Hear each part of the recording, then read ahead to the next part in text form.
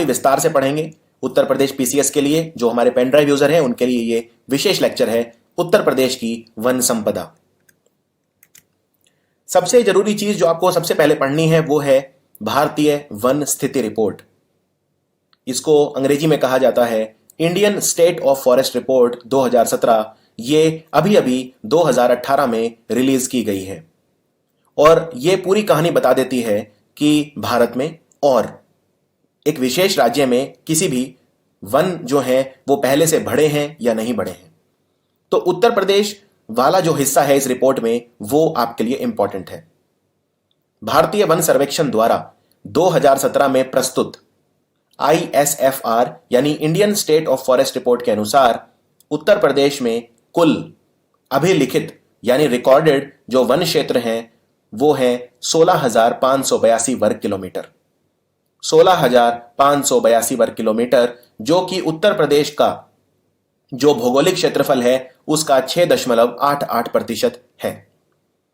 वैधानिक स्थिति के अनुसार इसमें आरक्षित यानी कि रिजर्व्ड वन है 72.79%, संरक्षित यानी प्रोटेक्टेड वन है 6.98% और अवर्गीकृत यानी अनक्लास्ड जो अनक्लासिफाइड है वो है 20.23%। तो ये टोटल मिला के हो गए 100%। मैं दोबारा रिपीट कर देता हूं, उत्तर प्रदेश में जो आरक्षित वन है वो है 72.79%, संरक्षित है 6.98% और अवर्गीकृत है 20.23%। ISFR जो रिपोर्ट है ये हर 2 साल के बाद आती है और इसमें हम क्या करते हैं, जो उपग्रह होते हैं यानी सैटेलाइट, उनसे हम फोटो खींचते हैं और उन फोटो से हम पता करते हैं कि किस राज्य में कितना हिस्सा वन का हिस्सा है यानी वन वाला हिस्सा है।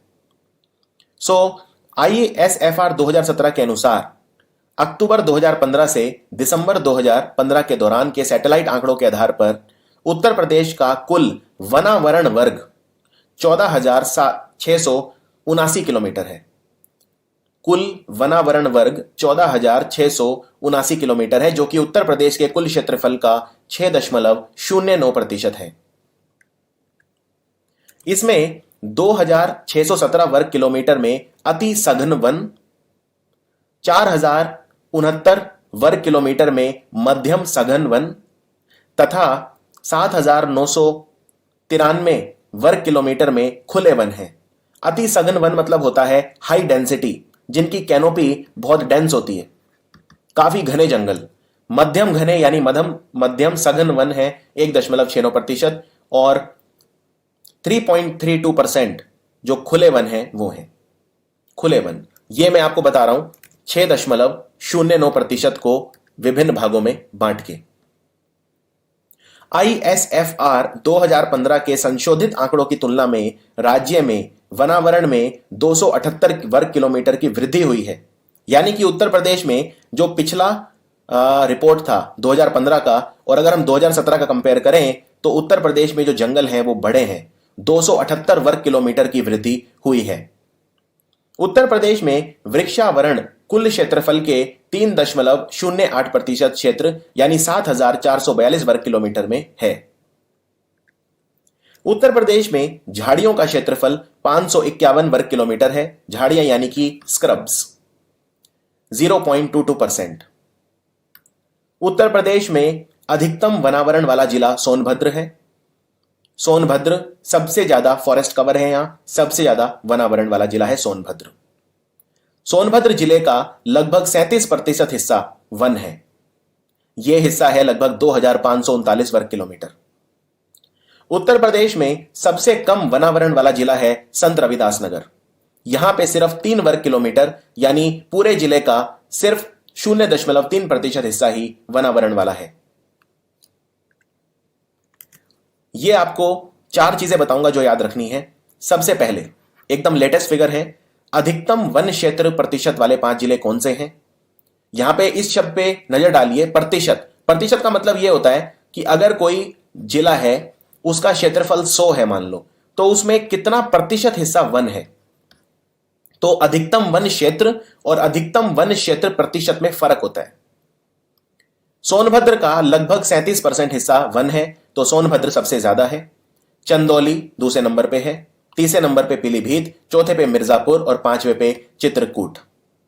ये वो उत्तर प्रदेश के जिले हैं जिनमें वन क्षेत्र प्रतिशत सबसे ज्यादा है।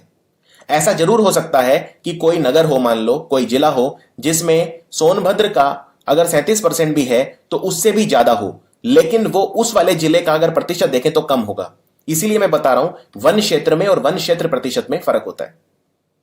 न्यूनतम वन क्षेत्र प्रतिशत वाले जिले कौन से हैं? तो सबसे कम, ये बढ़ते क्रम में बता रहा हूं, तो सबसे पहले सबसे कम, फिर उससे ज्यादा, फिर उससे ज्यादा और फिर उससे ज्यादा। संत रविदास नगर में वन क्षेत्र प्रतिशत सबसे कम है। संत रविदास नगर का सिर्फ 0.3% हिस्सा ही वन है। मैनपुरी दूसरा सबसे कम है, सिर्फ 0.51%। तीसरे नंबर पे देवरिया, चौथे पे मऊ और पांचवा सबसे कम वन क्षेत्र प्रतिशत है बलिया में। अब हम बात करते हैं वन क्षेत्रफल वाले सबसे ज्यादा जो 5 जिले हैं वो कौन से हैं। अब यहां पे वन क्षेत्रफल की बात हो रही है, यानी वन क्षेत्रफल प्रतिशत की बात नहीं हो रही। सोनभद्र नंबर 1 है इसमें भी। सोनभद्र में 2539 वर्ग किलोमीटर के जंगल हैं। दूसरे नंबर पे है खीरी, 1274 वर्ग किलोमीटर जंगल है यहां। तीसरे नंबर पे मिर्जापुर 805 वर्ग किलोमीटर, चौथे पे पीलीभीत 688 वर्ग किलोमीटर और पांचवें पे ललितपुर 587 वर्ग किलोमीटर। न्यूनतम वन क्षेत्रफल वाले 5 जिले कौन से हैं? सबसे कम वन का क्षेत्रफल है संत रविदास नगर में, सिर्फ 3 वर्ग किलोमीटर यहां पे जंगल है। दूसरा है मऊ 11 वर्ग किलोमीटर। तीसरा सबसे कम संत कबीर नगर, सिर्फ 14 वर्ग किलोमीटर। फिर मैनपुरी 14 वर्ग किलोमीटर और फिर वाराणसी सिर्फ 17 वर्ग किलोमीटर। उत्तर प्रदेश में मुख्यतः 3 प्रकार के वन पाए जाते हैं। सबसे पहले हैं उष्णकटिबंधीय नम पर्णपाती वन। दूसरे हैं उष्णकटिबंधीय शुष्क पर्णपाती वन और तीसरी हैं उष्णकटिबंधीय कंटीली झाड़ियां। और ये अगर हम रेनफॉल की बात करें, बारिश वर्षा की बात करें, तो ऊपर से नीचे की तरफ जाओगे तो बारिश कम हो जाएगी।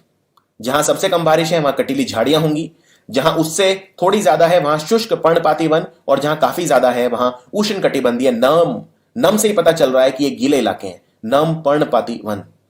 और ये उष्णकटिबंधीय मतलब होता है ट्रॉपिकल, ये ट्रॉपिकल फॉरेस्ट है। सबसे पहले बात करते हैं उष्णकटिबंधीय नम पर्णपाती वन की।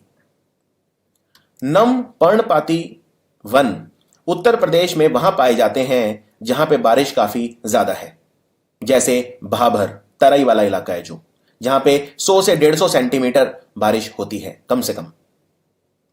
इसमें झाड़ियों, बांस के झुरमुट, आरोही, पादप, बेंत, साल, बेर, गुलर, पलास, महुआ, सेमल, ढाक, अमल और जामुन के वृक्षों का बाहुल्य होता है।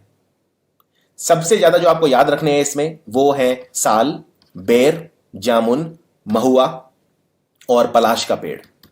ये 5 आपको याद रखने हैं, साल, बेर, जामुन, पलाश, महुआ, इनकी बहुलता होती है।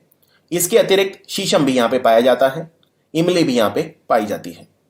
यानी उत्तर प्रदेश का जो सबसे उत्तर वाला इलाका है जहां पे भाबर और तराई, फुटहिल्स ऑफ हिमालयाज, जहां पे बारिश बहुत ज्यादा होती है, वहां पे ये वन पाए जाते हैं। दूसरा है उष्णकटिबंधीय शुष्क। शुष्क मतलब क्या होता है? जहां पानी की कमी है। तो ये उत्तर प्रदेश के पूर्व में, मध्य एवं पश्चिमी मैदानों में शुष्क पर्णपाती वनों का विस्तार मिलता है। यहां के प्रमुख वृक्षों में साल, पलाश, अमलतास, बेल, अंजीर आदि हैं। तो आप देख सकते हैं कि जो साल के पेड़ हैं वो यहां भी हैं और यहां भी हैं। इसके अलावा यहां पे पलाश और यहां पे भी पलाश के पेड़ हैं।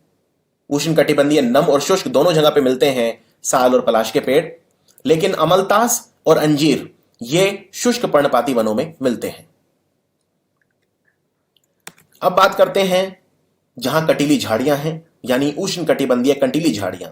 यहां पे औसत वर्षा बहुत कम होती है, जो उत्तर प्रदेश का पठार वाला इलाका है, जहां पे ज्यादा खेती नहीं होती है, बारिश जहां पे सबसे कम होती है। तो उत्तर प्रदेश राज्य का दक्षिणी भाग, जहां औसत वार्षिक वर्षा 50 से 75 सेंटीमीटर है, कटीली झाड़ियों के वन पाए जाते हैं।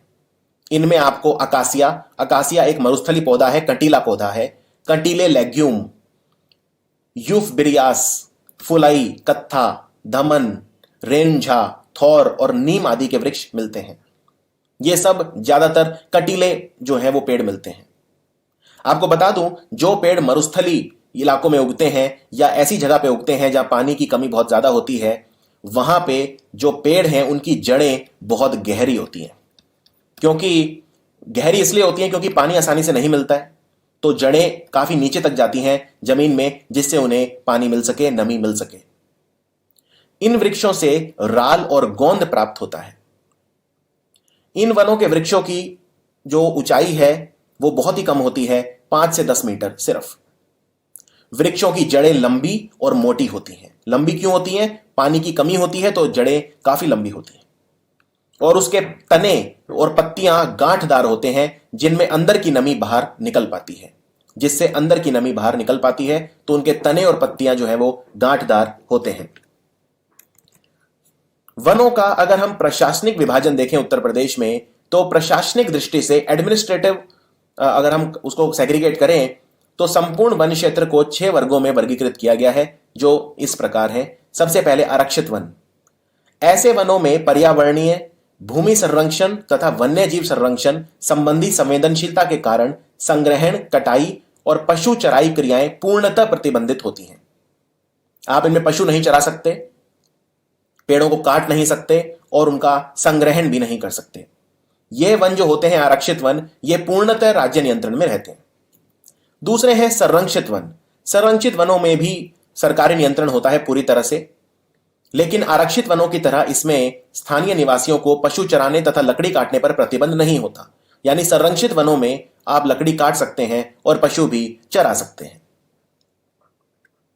उसके बाद है अवर्गीकृत। अवर्गीकृत जो है ये ऐसे वन हैं जिनका अभी वर्गीकरण नहीं किया है, इनको किसी भी हिस्से में नहीं बांटा गया है। अवर्गीकृत वन वो कहलाते हैं। इन वनों में भी स्थानीय लोगों को पशु चराने की सुविधा मिलती है और लकड़ी काटने की सुविधा भी मिलती है। फिर है राजकीय वन। ये वो वन हैं जो पूर्ण रूपेण राजकीय संरक्षण एवं नियंत्रण में रखे जाते हैं, ये राजकीय वन कहलाते हैं। सामुदायिक वन, ये वन जो पूर्णतः स्थानीय निकायों, जिला परिषदों, नगर निगम, नगर पालिकाओं व नगर पंचायतों के नियंत्रण में होते हैं, वो सामुदायिक वन कहलाते हैं। यानी कम्युनिटी फॉरेस्ट, समुदाय, सोसाइटी। निजी वन, निजी वन तो आप जानते हैं, अगर किसी का पर्सनल खरीदा हुआ है, इसका नियंत्रण पूर्ण रूप से किसी निजी व्यक्ति के पास होता है। यह एक निजी व्यक्ति हो सकता है, प्राइवेट कंपनी हो सकती है, कोई भी। कुछ अन्य बातें देखते हैं जो प्रश्न बन सकते हैं। चीड़ से प्राप्त होने वाले राल को बिरोजा और तारपीन तेल बनाने में उपयोग किया जाता है। जो तारपीन का तेल है, ये जो हम घरों में पेंट करते हैं दीवारों पर, उसमें इस्तेमाल होता है तारपीन का तेल। पर्वतों पर हिम रेखा के पास मिलने वाले भोजपत्र वृक्ष से प्राकृतिक रूप में कागज प्राप्त होता है। हमारे देश में प्राचीन काल से ही भोजपत्र कागज का प्रयोग होता है। आपने पुराने लोग देखे होंगे, वो पत्तों के ऊपर लिखते थे, तो वो भोजपत्र होता था। खैर वृक्ष जो होता है, इसके रास से कत्था बनाया जाता है। सेमल और गुरेल वृक्ष की लकड़ियों से माचिस की तीली और डिब्बी का निर्माण किया जाता है। सेमल और गुरेल वृक्ष से माचिस बनती है। बबूल की छाल से प्राप्त रंग से चमड़े की रंगाई एवं अन्य उपयोग हेतु रंग बनाया जाता है और तेंदू के पत्ते से बीड़ियां बनाई जाती हैं। तेंदू के पत्ते से, टेंडू लीव्स। यहीं पे आपको एक क्वेश्चन और बताता हूं जो बहुत पूछते हैं। एक पेड़ होता है जिसे बोलते हैं सिनकोना पेड़। सिनकोना, सिनकोना पेड़ से कौन से पेड़ की दवाई मिलती है? इसको अंग्रेजी में ऐसे लिखते हैं CINCHONA। तो सिनकोना का जो पेड़ होता है उसे मलेरिया की दवाई मिलती है और इसे क्विनीन कहा जाता है। Quinine, QUININE, quinine. बेंत जो होती है उससे डंडे और फर्नीचर तथा बांस आदि घासों एवं कई अन्य वृक्षों की लुगदियों से कागज बनाया जाता है। तो बेंत से डंडे और फर्नीचर बनते हैं और बेंत, बांस और आदि घास से लुगदी से कागज बनाया जाता है।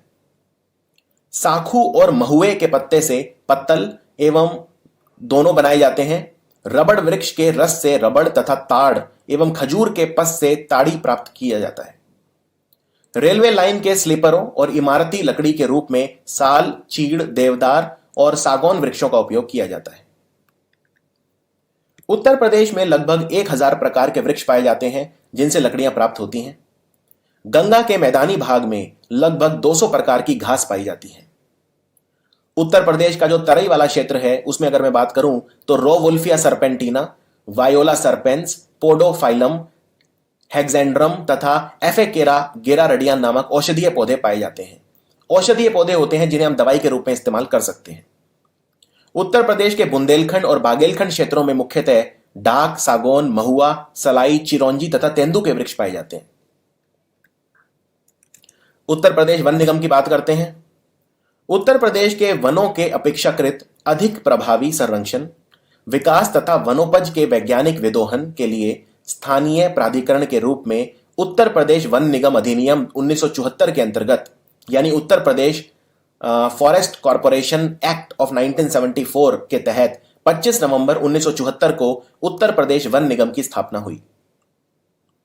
अन्य प्रदेशों के वन विकास निगम कंपनी अधिनियम के अंतर्गत कंपनी के रूप में पंजीकृत है, ये रजिस्टर्ड है, जबकि उत्तर प्रदेश वन निगम का गठन राज्य सरकार के स्थानीय निकाय के रूप में उत्तर प्रदेश वन निगम अधिनियम के उपबंधों तथा राज्य सरकार के निर्देशों के अधीन किया गया है। उत्तर प्रदेश वन निगम द्वारा संपादित किए जा रहे कार्यकलापों को निम्न वर्गों में रखा गया है। वनों से प्रबंध योजना के अनुरूप वनोपज का निष्कासन एवं निस्तारण। किस तरह के कार्य करे जाते हैं? जैसे तेंदू पत्ता जिससे बीड़ी बनती है उसको इकट्ठा किया जाता है, उसका संग्रहण किया जाता है और निस्तारण किया जाता है, यह कार्य किया जाता है। ललितपुर, झांसी, महोबा, चित्रकूट, मिर्जापुर, सोनभद्र और वाराणसी जनपदों में जड़ी बूटी संग्रहण, भंडारण एवं विपणन का कार्य भी उत्तर प्रदेश वन निगम के द्वारा किया जाता है। इतिहास के दृष्टिकोण से उत्तर प्रदेश वन निगम के अब तक के कार्यकाल को 4 अवधि में विभक्त किया जा सकता है। वन निगम के कार्य को 4 फेजेस में बांटते हैं, 4 अवधियों में। पहला जो था 1974-75 से लेकर 1981-82, लगभग 7 साल का ये एक टेन्योर था, अवधि थी। इस अवधि में वन निगम के कार्य क्षेत्र में धीरे धीरे विस्तार होता रहा। दूसरा है 1982-83 से 1988-89। इस अवधि में वन निगम का उत्पादन शीर्ष पर रहा। तेंदू पत्ता संग्रहण एवं निस्तारण का कार्य भी वन निगम को दे दिया गया। तीसरा है 1989-90 से लेकर 2000-2001 तक, लगभग 11 वर्ष का यह अवधि थी। इस अवधि में उत्तर प्रदेश वन निगम में सामाजिक वानिकी तथा कृषि वानिकी कार्य को भी सम्मिलित किया गया, किंतु उत्पादन प्रति वर्ष कम होता चला गया। नए कार्यों की तलाश जारी रही और 31 मार्च 2001 तक उत्तरांचल एवं उत्तर प्रदेश में अविभाजित प्रदेश की भांति वन निगम कार्य करता रहा। लेकिन आप जानते हैं फिर 2000 में उत्तराखंड अलग बन गया था, उत्तरांचल। तो चतुर्थ है जब उत्तरांचल के बनने के बाद उत्तर प्रदेश वन निगम का कार्य उत्तरांचल राज्य से हटकर मात्र उत्तर प्रदेश तक ही सीमित रह गया। तो ये 4 भागों में हम उत्तर प्रदेश वन निगम को बांट सकते हैं। बेंत, फर्नीचर, कत्था, माचिस और प्लाईवुड बरेली, नजीबाबाद और ज्वालापुर में इनके उद्योग मिलते हैं। कागज का प्रमुख केंद्र है सहारनपुर, ये बहुत ज्यादा इंपॉर्टेंट है। कागज का प्रमुख केंद्र सहारनपुर। बीड़ी, चीनी, मिट्टी के खिलौने मिर्जापुर और झांसी में मिलते हैं। लकड़ी के खिलौनों के लिए मशहूर है सोनभद्र और वाराणसी, और खेल का सामान मेरठ में मिलता है। अगर मैं कुछ करंट अफेयर की बात करूं इसमें बिल्कुल लेटेस्ट, तो एशिया महाद्वीप का सबसे बड़ा जो पार्क है वो उत्तर प्रदेश की सरकार बना रही है। यह बनेगा वृंदावन में कालीदा घाट के पास। यह एशिया का सबसे बड़ा पार्क होगा। किस तरह का पार्क की बात कर रहा हूं मैं? ये सिटी फॉरेस्ट की बात हो रही है, यानी जो जंगलीय वन होते हैं, जो जंगल है, जंगल वाले वन जो शहरों में होते हैं, उन्हें बोलते हैं सिटी फॉरेस्ट। 400 एकड़ में बनेगा ये कालीदा घाट वृंदावन के पास। इससे पर्यटन को भी बढ़ावा मिलेगा और इससे जो वृंदावन तीर्थ स्थल है उसको भी बढ़ावा मिलेगा। इसी तरह का एक सिटी फॉरेस्ट लखनऊ में है 376 एकड़ में, जिसको बोलते हैं जनेश्वर मिश्रा पार्क। ये उससे भी बड़ा होगा, 376 एकड़ से भी बड़ा होगा। यह 400 एकड़ में होगा जो वृंदावन में बनेगा। तो कुछ एमसीक्यू के लिए हम तथ्य देखते हैं। उत्तर प्रदेश में संयुक्त वन प्रबंधन यानी जॉइंट फॉरेस्ट मैनेजमेंट 1992 में प्रारंभ हुआ था। उत्तर प्रदेश के वनों को 1935 में राजकीय संपत्ति घोषित किया गया। उत्तर प्रदेश की प्रथम वन नीति 1952 में आई। दूसरी वन नीति 1988 में आई। ये बहुत ज्यादा पूछते हैं, पहली वन नीति कब आई, दूसरी वन नीति कब आई। फर्स्ट फॉरेस्ट पॉलिसी आई 1952, सेकंड फॉरेस्ट पॉलिसी आई 1988। राष्ट्रीय वन नीति 1988 के अनुसार किसी भी भौगोलिक क्षेत्र के 1/3% भूभाग पर वन होने आवश्यक है। यानी किसी भी देश की अगर मैं बात करूं तो 1/3 हिस्सा जंगल होना चाहिए, लेकिन हमारे पास है लगभग 21%, तो 12% अभी भी हमारे पास जो होना चाहिए उससे कम है। उत्तर प्रदेश सरकार द्वारा भारतीय वन उत्तर प्रदेश संशोधन अधिनियम 2000 अप्रैल और 2001 में यह लागू हुआ। और उत्तर प्रदेश में याद रखिए, उत्तर प्रदेश वन नीति एक 1998 में आई थी और यह लागू हुई थी उत्तर प्रदेश में वन नीति। जो राष्ट्रीय वन नीति लागू हुई थी 1998 में, तो वो उत्तर प्रदेश में भी वन नीति लागू हुई थी 1998 में। उत्तर प्रदेश की सरकार द्वारा चलाए जा रहे वनों के विकास के लिए जो कार्यक्रम है, योजनाएं, उन पर नजर डालते हैं। सबसे पहले सामाजिक वानिकी। सामाजिक वानिकी क्या है? समाज के लिए, समाज के द्वारा समाज की भूमि पर वनीकरण करना, फॉरेस्ट लगाना, पेड़ लगाना, वृक्षारोपण करना, यह है सामाजिक वानिकी। इस शब्द का सर्वप्रथम प्रयोग 1968 के 9वें राष्ट्रमंडल वानिकी सम्मेलन में बेस्टो बॉय द्वारा किया गया था। प्रदेश में सामाजिक वानिकी योजना 1976 में शुरू की गई। उत्तर प्रदेश में सामाजिक वानिकी योजना कब शुरू की गई? 1976 में। इस योजना के उद्देश्य क्या थे? हरियाली के क्षेत्र में विस्तार तथा पारिस्थितिकी संतुलन को बनाए रखना, जलाऊ लकड़ी हेतु यूकेलिप्टस तथा चारा हेतु सुबबूल का उत्पादन, कागज एवं लुगदी के लिए सयजन तथा रेयन और माचिस उद्योग के लिए अर्जुन के वृक्षों को लगाना, सिल्क के लिए शहतूत यानी मलबेरी तथा तेल के लिए कांगी एवं चर्म उद्योग के लिए बबूल के वृक्षों का रोपण करना, भूमि संरक्षण में सहायता करना और मृदा उर्वरता को नष्ट होने से बचाना, मृदा अपरदन को भी रोकना। सामाजिक वानिकी के निम्न 3 संगठन हैं। कृषि वानिकी। कृषि वानिकी के अंतर्गत फसलोत्पादन के साथ साथ वृक्षारोपण भी किया जाता है, जैसे फसलें और ईंधन लकड़ी के वृक्ष, फसलें और फल वृक्ष, फसलें, वृक्ष, चारागाह आदि। वृक्षारोपण इस तरह से किया जाता है कि फसल पे कोई फर्क ना पड़े, यानी पैदावार पे और भूमि पर कोई फर्क ना पड़े। दूसरा है सामुदायिक या सार्वजनिक वानिकी। इसके अंतर्गत सार्वजनिक या सामुदायिक भूमियों पर, जैसे पंचायत भूमि, बंजर भूमि, सड़क, रेलवे, नहर, पुल के किनारे वृक्षारोपण किया जाता है, जिससे कि समुदाय के जो लोग हैं, कम्युनिटी के लोग हैं, उनकी आवश्यकताओं की पूर्ति हो सके। इसको बोलते हैं सामुदायिक या सार्वजनिक वानिकी। और फिर है शहरी वानिकी, यानी शहरों के लोगों को वृक्षारोपण के लिए प्रोत्साहित किया जाता है, मोटिवेट किया जाता है, जिससे वो अपने घर के आसपास या खाली सड़कों पर वृक्षारोपण करें। इससे ना सिर्फ शहरों का सौंदर्य निखरता है, बल्कि पर्यावरण में सुधार होता है, प्रदूषण कम होता है। सामाजिक वानिकी के तहत अनुसूचित जाति बाहुल्य क्षेत्रों में स्पेशल कंपोनेंट सब प्लान और अनुसूचित जनजाति बाहुल्य क्षेत्रों में ट्राइबल सब प्लान चलाए जा रहे हैं। उक्त अभियान कार्यक्रम के समीक्षोपरांत विदित हुआ इस योजना के अंतर्गत शामिल वृक्षों में से यूकेलिप्टस भूमिगत जल एवं मृदा उर्वरता की दृष्टि से बहुत हानिकारक प्रभाव डालने वाला है, यह याद रखिए। अतः इसे पारिस्थितिक आतंकवादी कहा जाता है। यूकेलिप्टस का जो पौधा है वो हमारे इकोसिस्टम के लिए, पारिस्थिति के लिए, जो हमारी पारिस्थितिकी है उसके लिए बहुत ज्यादा डेंजरस है यूकेलिप्टस का पौधा। तो शुरू में तो लगा दिया हमने, लेकिन हमें बाद में ये इस बात का एहसास हुआ, इसको लगाकर हमने ठीक नहीं किया।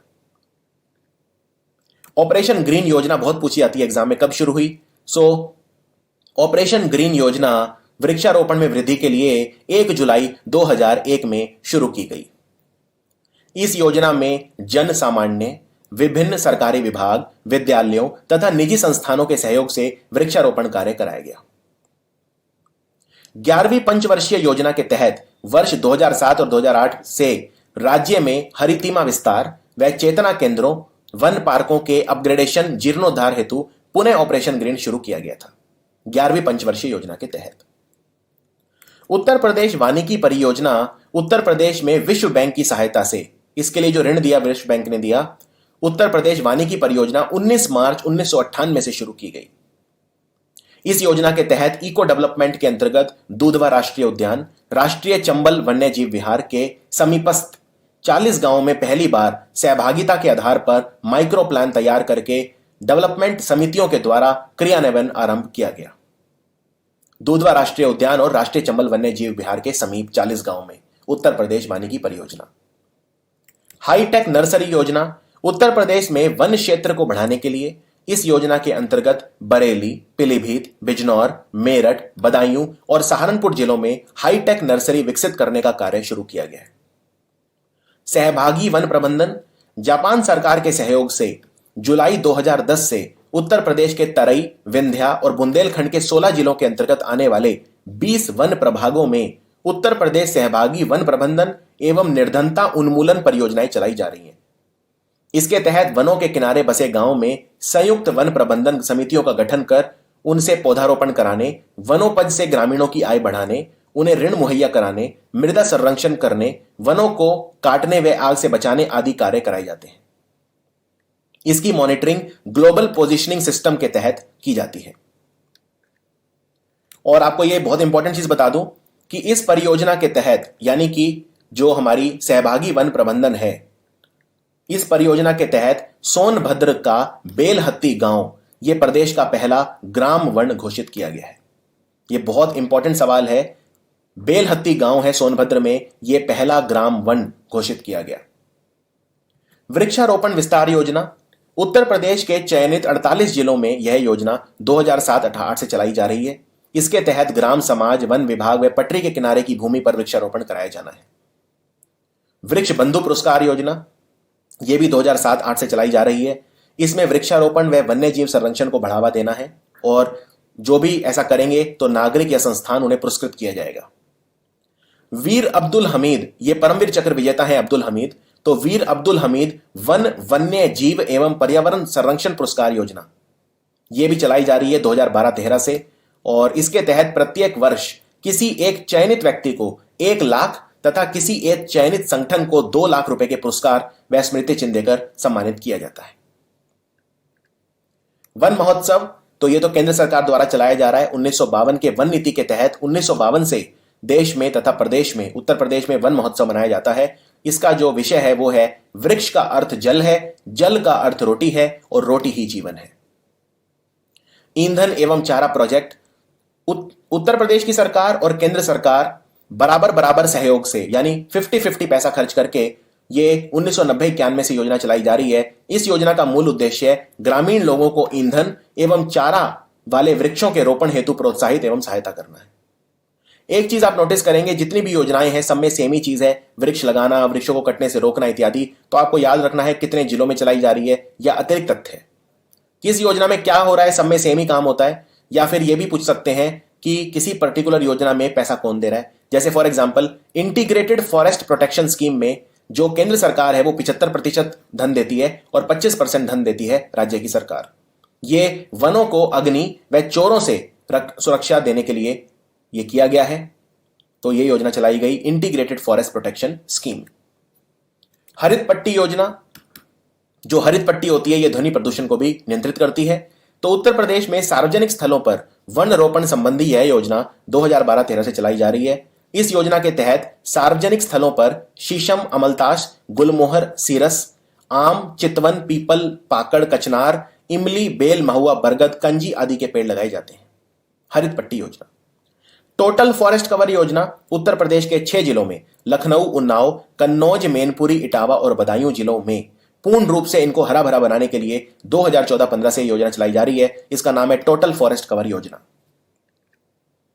वृक्ष प्रतिपालक एवं वृक्ष मित्र योजना, गांव शहरों में वृक्षारोपण को बढ़ावा देने के लिए चलाई जा रही यह योजना के तहत किसी अवकाश प्राप्त शिक्षक या अन्य कर्मचारी या किसी अन्य व्यक्ति को जो पेड़ पौधों में रुचि रखता हो उसको गांव या मोहल्ला स्तर पर प्रतिपालक और रेंज स्तर पर वृक्ष मित्र चुना जाता है।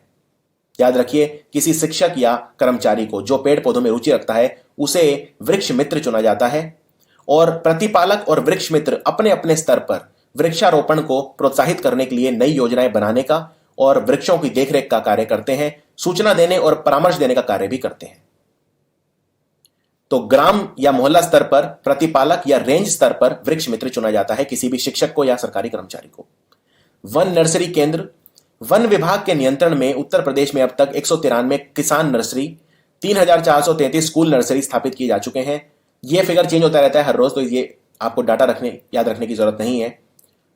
इसके अलावा उत्तर प्रदेश में अन्य संस्थानों यथा वन निगम, IFFCO, National Dairy Development Board और स्वैच्छिक संगठनों की अनेक नर्सरियां कार्य कर रही हैं।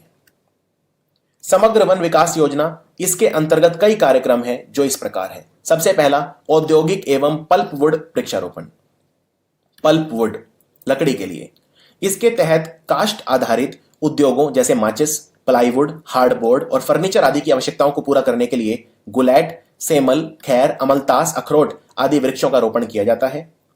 पल्प तथा रियान उद्योगों के लिए एलेंथस ऑफ पॉपुलर तथा कागज के लिए यूकेलिप्टस एवं बांस का रोपण किया जाता है।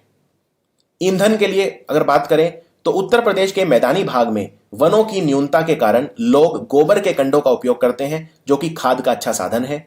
इस अपव्यय की रोकथाम के लिए इन क्षेत्रों में ईंधन वृक्षों के रोपण पर जोर दिया जाता है। सड़कों के किनारे वृक्षारोपण किया जाता है इसी योजना के तहत, समग्र वन विकास योजना।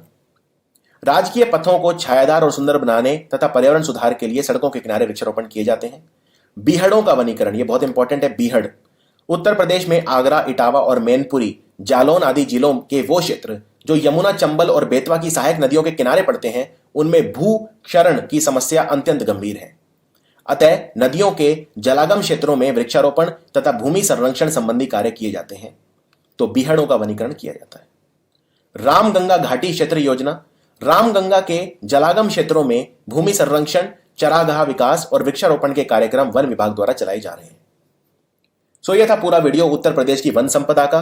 इसमें काफी विस्तारित तरीके से हमने याद रखा है। तथ्य जो है उन पर आधारित सवाल ज्यादा पूछे जाते हैं।